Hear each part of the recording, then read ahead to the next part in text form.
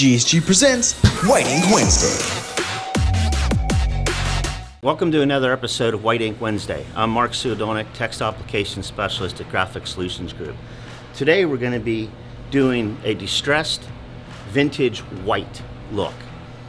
What we're going to do is we're going to be using Wilflex Epic Brittle base with a little bit of white pigment in it, actually 3% white pigment by weight to the base. We're going to print it through a 110 mesh, and it's a print flash print application.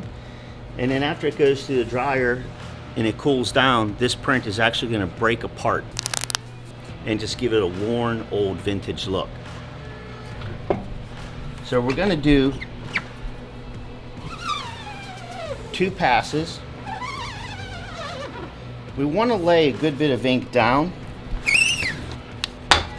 just so we have the thickness for it to snap apart.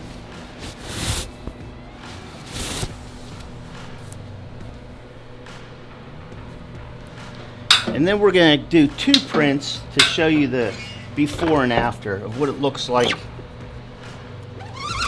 before it gets broken.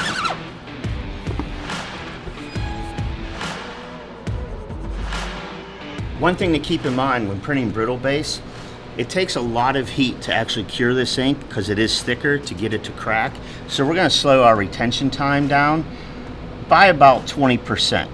And of course, anytime you do a specialty base or ink like this type of application, you want to go ahead and test your cure going through your dryer.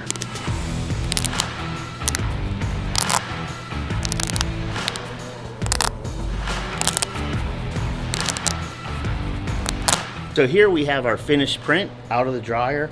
Nice coverage, good looking white print. And below, this is the one after it cooled down and we cracked it, revealing the distressed vintage kind of look to it. There you have it, distressed vintage white using Wilflex Epic Brittle base.